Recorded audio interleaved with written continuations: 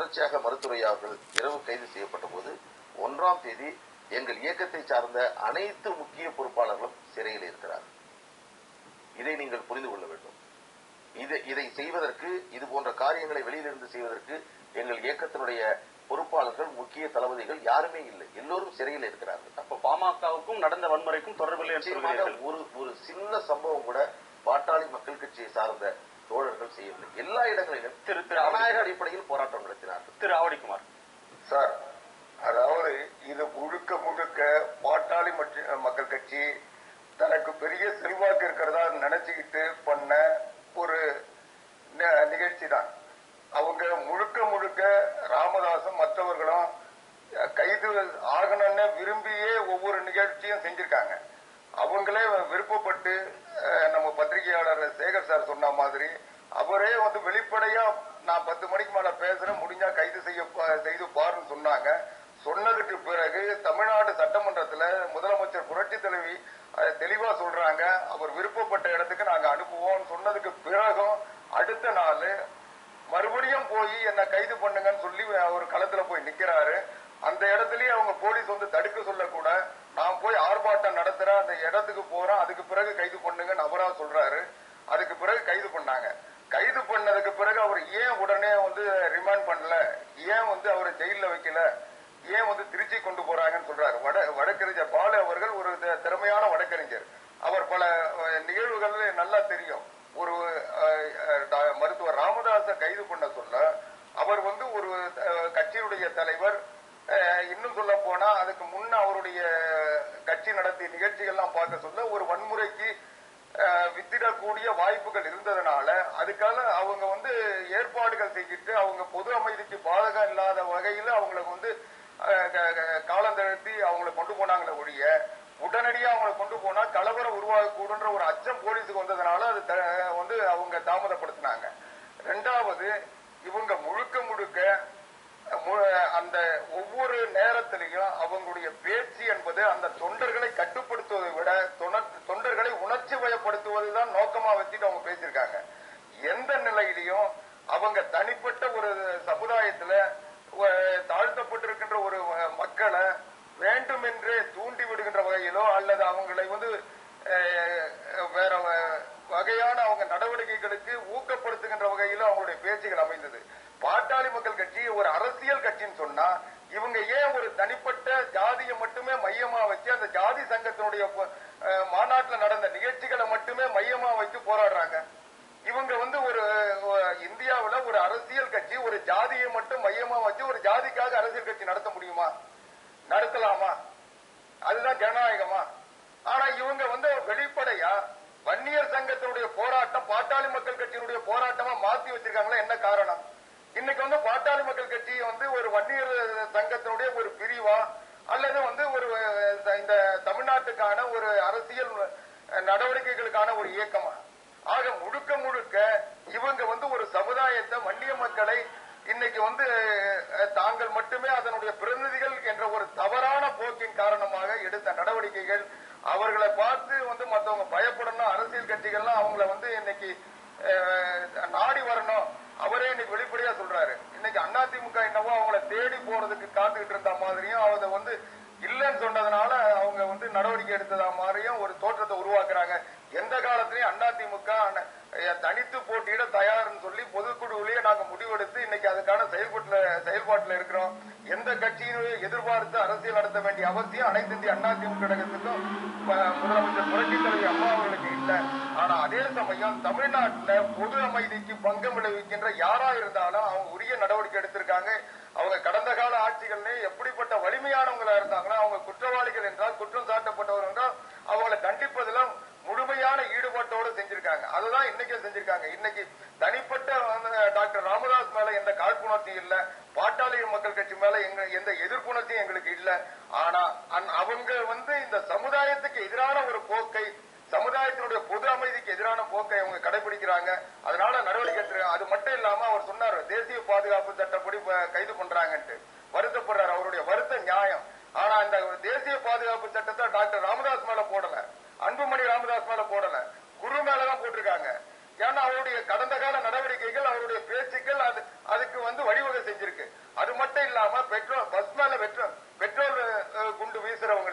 பாலத்தை வெடி வச்சு தகர்க்கிறவங்களும் எந்த சட்டத்துல கைது செய்யணும்ன்றத வாடுவே சொன்னா நல்லா இருக்கும். நான் தொடர்ந்து பேசலாம். திரு ராமலிங்கம், இந்த அரசு பொது சொத்துக்களுக்கு தனியார் சொத்துக்களுக்கு சேதம் விளைவிக்கப்பட்டிருக்கிறது. அதற்கு அவர்களிடமிருந்து அந்த கட்சிகளிடமிருந்து நஷ்ட ஈடு வழங்குவதற்கு முயற்சி எடுக்கப்படும் அரசு சொல்கிறது.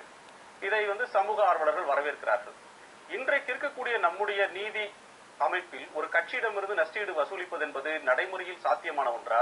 நீதித்துறையில பல வழக்குகள், ஆயிரக்கணக்கான வழக்குகள் பல ஆண்டுகளாக தேங்கி இருக்கக்கூடிய சூழ்நிலையில், குறிப்பாக இது போன்ற பல கலவரங்கள் தொடர்பான வழக்கு எடுத்துக்கொண்டால், சீக்கியர்கள் மீதான வன்முறை என்ற கலவரம் எடுத்துக்கொண்டாலும் சரி, குஜராத் கலவரம் என்று எடுத்துக்கொண்டாலும், மும்பை கலவரம் என்று எடுத்துக்கொண்டாலும், இது போன்ற அரசியல் சார்ந்த விஷயங்களில் நீதி கிடைப்பதற்கு மிக தாமதமாகக்கூடிய சூழ்நிலையில் இந்த முயற்சி என்பது எந்த அளவிற்கு நடைமுறையில் சாத்தியமான ஒன்றாகும்? நீங்க சொன்ன மாதிரி நடைமுறையில இது அவ்வளவு சாத்தியம் இல்லை. என்ன, யாரு அந்த பொது சொத்துக்கு சேதம் உண்டாக்குனாங்களோ அவங்க கிட்ட இருந்துதான் அதை வசூல் பண்ணணும் அப்படின்னு சொல்லிட்டு சட்டம் சொல்லுது. எந்த ஒரு அமைப்பையும் கேட்கலாம். அதாவது பாட்டாளி மக்கள் கட்சியில வன்னியர் சங்கம் தான் இந்த போராட்டத்தை ஆரம்பிச்சாங்க, அவங்களுடைய தொண்டர்கள் தான் இதை பண்ணாங்க அப்படின்னு சொல்லிட்டு கேட்கலாம். பட் அவங்களுடைய தொண்டர்கள் தான் இந்த குற்றத்தை செய்தார்கள், இந்த சேதத்தை அந்த தொண்டர்கள் தான் பண்ணாங்க, இந்த கட்சி சொல்லிதான் அந்த கட்சியினுடைய அந்த இன்ஸ்டிகேஷன் ஆஃப் தி பார்ட்டி தான் பண்ணாங்க அப்படின்னு சொல்லிட்டு நிரூபிக்கணும். அப்படி நிரூபிக்கிறது கொஞ்சம் சிரமமான காரியம். இது நடைமுறையில சாத்தியம் கிடையாது. குறிப்பிட்ட ஆளுங்களை சரியான சாட்சியை வச்சுக்கிட்டு சரியான இதுல கட்சிக்கு மேல போட முடியாது, அந்த நபர்கள் மேல கேட்கலாம். ஆனா ஒண்ணு, இது ஒரு சரியான முன்னுதாரணம் அமையும். டைம் அதாவது சரியா நேரம் வந்துடுச்சு. இதுக்கு பிறகு கவர்மெண்ட் இந்த நடைமுறைப்படுத்தி ஆகணும், கவர்மெண்ட் செயல்படுத்தி ஆகணும். The government should step into and take punitive action.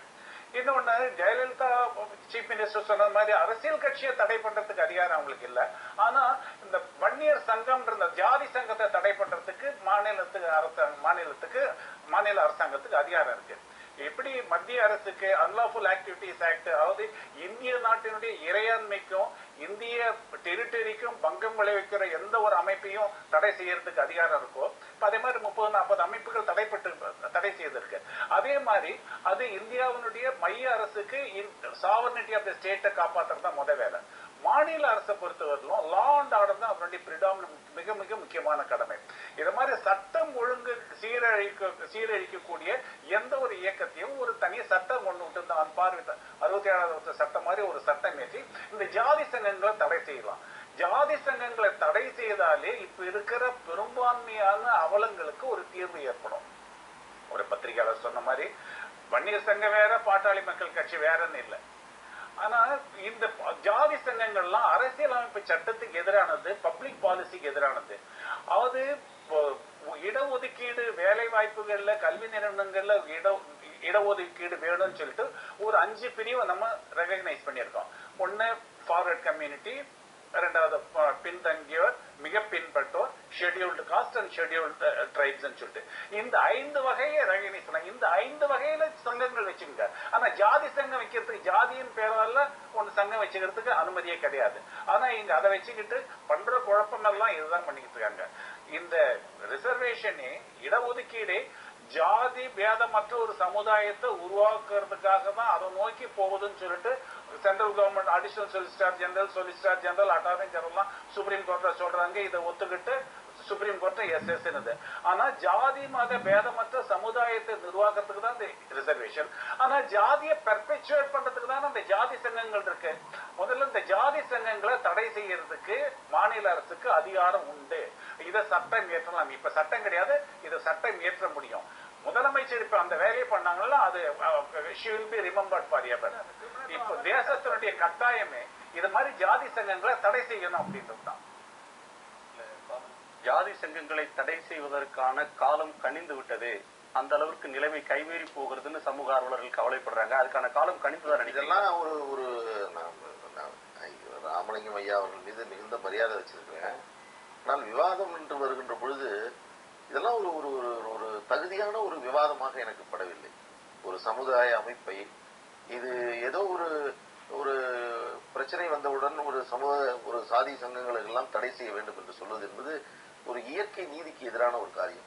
ஒரு சாதிய ரீதியாக இந்த சமூகம் பிளவுபட்டு இருக்கிறது என்பதை யாராலும் மறுக்க முடியாது. ஒரு சமூகம் ஒரு சாதி அடிப்படையில் அவர்களுக்கான உரிமைகள், அவர்களுக்கான வாய்ப்புகள் மறுக்கப்படுகிறது என்பது பொழுது அதற்கான போராட்டங்கள் இயற்கையாக எழுவதை யாரும் தடுக்க முடியாது. அந்த போராட்டங்கள் அறவழியில் ஜனநாயக வழியில் இருக்கிற போது இந்த விமர்சனங்கள் வராது. தயவுசெய்து இன்றைக்கு இதுவரையில ஒரு அரை மணி நேரத்துக்கு மேல வாதம் பண்ணியிருக்கோம். பல கிளைகள் இருக்கிறது. மரக்காணம் சம்பவத்திற்கும் எங்கள் மருத்துவரையாவில் கதைக்கும் அதற்கு பிறகு நடத்தப்பட்ட இந்த நிகழ்வுக்கும் ஏன் நீங்கள் கூட ஒரு பழிவாங்கும் நடவடிக்கையை ஏன் தமிழக அரசு முடுக்கிவிட்டது? 2004 பதிவு செய்யப்பட்ட வழக்கை இப்பொழுது போய் கைது செய்கிறீர்களே. 2011 இருந்து தமிழ்நாட்டில் மருத்துவரையா தலைமறைவாக இருந்திருக்கிறார் என்ற ஒரு செய்தியை பத்திரிகையில் படிக்கின்ற பொழுது எங்களால் ஏற்றுக்கொள்ள முடியவில்லையே. 2000 முதலமைச்சரோடு விவாதம் செய்யக்கூடிய வன்னியர் சங்கத்தினுடைய தலைவர் திரு குரு அவர்கள் தலைமறைவாக இருந்த குற்றவாளி என்று அவரை கைது செய்வது என்பது ஏற்றுக்கொள்ள முடிவதாக தெரியவில்லையே. கூடங்குளத்தில் 2012 பதிவு செய்யப்பட்ட வழக்கில் அதில் இப்பொழுது ஒரு கைது நடவடிக்கை எடுப்பது ஏற்க முடியவில்லையே. ஒரு வழக்கில் விடுதலையாகிறார், விடுதலையாகி வெளியே வந்து விடுவார் என்று தெரிந்தவுடன் அடுத்த வழக்கில் கைது, அதில் விடுதலையாகிறார், அதற்கு பிறகு அடுத்த வழக்கில் ஒரு கைது என்று தொடர்ச்சியாக ஒரு இயக்கத்தை பழிவாங்க வேண்டும். எங்கள் மருத்துவரையா அவர்களை ஒரு உஷ்ணம் நிறைந்த அதிகமாக வெயில் அடிக்கக்கூடிய ஒரு திருச்சி பகுதியில் அவரை வைத்து அதை மகிழ வேண்டும் என்று முதல்வர் ஏன் ஆசைப்பட்டார் என்ற ஒரு கேள்வியை உங்கள் முன் யாரும் வைக்கவில்லை என்கின்ற பொழுது கண்ணை கட்டி கொண்டு பாட்டாளி மக்கள் கட்சியும் எங்கள் வன்னியர் சமுதாயத்தையும் குற்றம் சாட்ட வேண்டும், குற்றவாளி கூண்டில் நிறுத்த வேண்டும் என்று நீங்கள் எல்லாம் முடிவு செய்து பேசுவதை போன்று தெரிகிறது.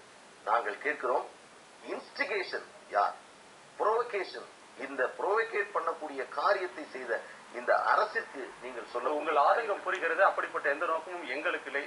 புதிய தலைமுறை தொலைக்காட்சிக்கு திரு ஆவடிக்குமார், ஒரு வழக்கில் ஒருவர் அத்துமீறி நடந்து கொள்கிறார் என்று சொல்லுகிற போது அவர்களை கைது செய்துவிட்டு அடுத்தடுத்து பல வழக்குகளை அவர்கள் மீது பாய செய்வது என்பது ஒரு பழிவாங்கும் செயல் என்று பாட்டாளி மக்கள் கட்சி சொல்கிறது. அதை நீங்கள் எப்படி பார்க்கிறீர்கள்? இல்ல, இப்போ பாலு வந்து ஒரு வழக்கறிஞர், அவருக்கு இன்னைக்கு சட்டத்தினுடைய நிலை தெரியும், போலீஸினுடைய நடவடிக்கை முறைகள் தெரியும். இப்போ ஒரு குற்றவாளி ஒரு குற்றச்சாட்டப்பட்டு ஒரு வழக்குல கைதாகிற போது அவர் மேல இருந்த பழைய கேஸ்ல இன்னைக்கு வந்து வழக்கு போடல, ஏற்கனவே போட்ட பெண்டிங் கேஸ்ல அதுல கைது பண்றது வந்து சாதாரண நடைமுறை தான். எல்லா வழக்குலயும் எல்லா குற்றவாளிகளையும் அப்படிதான் இன்னைக்கு போலீஸ் செஞ்சிட்டு இருக்காங்க.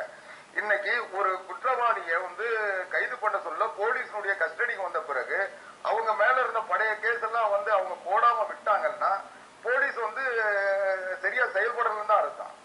ஆக போலீஸ் வந்து தன்னுடைய இவ்வளவு நாள் இருந்த கேஸ் எல்லாம் ஏற்கனவே அவர் மேல பதிவு செய்யப்பட்ட கேஸ், அதுக்காக தான் அவங்க வந்து கைது பண்ணாங்களே ஒழிய புதுசா அன்னைக்குதான் கேஸ் போட்டாங்கன்னு இல்லை. இது வந்து போலீஸினுடைய நடைமுறை தான். இது எல்லா வழக்குலயும் ஏதாவது ஒரு வழக்குல ஒரு சம்பந்தப்பட்டவங்க கைது பண்ண சொல்ல கைதான உடனே அவங்க மேல ஏதாவது பழைய கேஸ் பெண்டிங் இருந்ததுன்னா அந்த கேஸ்ல கைது பண்றதோ கோர்ட்டு கொண்டு போறதோ வழக்கமான ஒண்ணுதான். ஆக இது தனிப்பட்ட முறையில வந்து பழிவாங்குற நடவடிக்கையோ இல்ல அரசாங்கம் எடுத்த தனி முயற்சியோ இல்ல, இது போலீஸினுடைய நடைமுறை.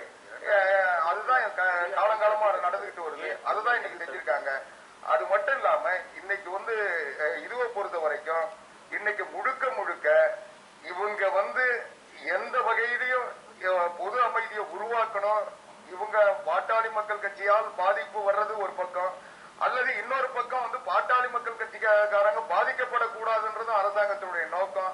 அதனால அவங்க ஒரு சமுதாயத்தை பிளவுபடுத்துகின்ற முயற்சியில ஈடுபடுகின்ற பொழுது அந்த பாதிக்கப்பட்ட இன்னொரு தரப்பும் இவங்களை வந்து தாக்குறதுக்கு சூழ்நிலை ஏற்படும். அப்படிப்பட்ட சம்பவம் தான் மரக்காணத்துல நடந்தது. ஆக எந்த பக்கம் வந்தாலும் இன்னைக்கு வந்து அந்த பாதிப்பு வந்து சட்டம் ஒழுங்கை வந்து கெடுத்துடக்கூடாது, தமிழ்நாட்டினுடைய பொது அமைதியை கெடுத்துடக்கூடாதுன்றதுக்காக தான் அரசாங்கம் நடவடிக்கை எடுத்தாங்களே ஒழிய தனிப்பட்ட முறையில பாட்டாளி மக்கள் கட்சியை வந்து பழிவாங்கணும்னோ அடிக்கணும்ன்ற அவசியம் அதிமுகவுக்கு இல்ல, இந்த அரசாங்கத்துக்கு இல்ல. பொதுவா இன்னைக்கு நிறைவு பகுதியில் இருக்கிறோம். திரு சேகர், ஒரு தடை செய்வதற்கும் இந்த அரசு தயங்காது அப்படின்ற கருத்தை முதலமைச்சர் சொல்லியிருக்கிறார். அது சரிதான் என்றும் நீங்கள் சொன்னீர்கள்.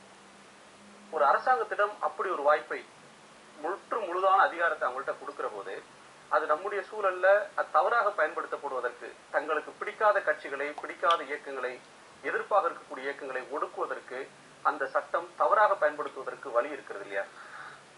அப்படி சொல்ல முடியாது. ஏன்னா இப்போ அதிமுகவோட முதல் எதிரின்னு பார்த்தா இப்ப திமுக. அவங்க திமுகவை தடை செய்யறதுக்கு எதுவுமே ட்ரை பண்ணல. ராஜீவ்காந்தி அசாசினேஷனுக்கு அப்புறம் ஜெயின் கமிஷன் வந்து திமுகவுக்கும் இதுக்கும் சம்பந்தம் இருக்கக்கூடும் அப்படின்னு சொன்ன போது கூட அவங்க வந்து திமுக வந்து நாங்க பேன் பண்ணுவோம்னு ஜெயலலிதா சொல்லல.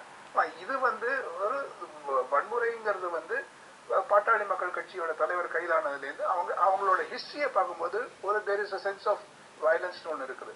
ஏன்னா நான் இதுக்கு வந்து தலைமையை தான் நான் அந்த கட்சியோட தலைமையை தான் முக்கிய பொறுப்பு சொல்வேன். ஏன்னா இப்போ நீங்க ஒரு உதாரணம் சொல்றேன். இப்போ மதிமுக தலைவர் வைகோ பலமுறை கைது செய்யப்பட்டிருக்காரு. இன்ஃபேக்ட் ஜெயலலிதாவால போட்டாலே கைது செய்யப்பட்டார். அப்பெல்லாம் அந்த கட்சி தொண்டர்கள் எந்த வன்முறையும் ஈடுபடலையே. வைகோ ரொம்ப கிளியரா சொன்னாரு, என்னதான் ஆனாலும் நீங்க வந்து நம்மளால பொதுமக்களுக்கு எந்த பாதிப்பும் வரக்கூடாது அப்படின்னு கிளியரா சொன்னாரு. நீங்க இது இன்னி வரைக்கும் மதிமுக தொண்டர்கள் மேல இந்த மாதிரி பஸ் எரிச்சாங்களோ, பஸ் இது பண்ணாங்களோ, மரத்தை வெட்டினாங்களோ, பாலத்தை குண்டு வச்சாங்களோன்னு ஏதாவது ஒரு வழக்கு இருக்கா பாருங்க. நான் சொல்றேன்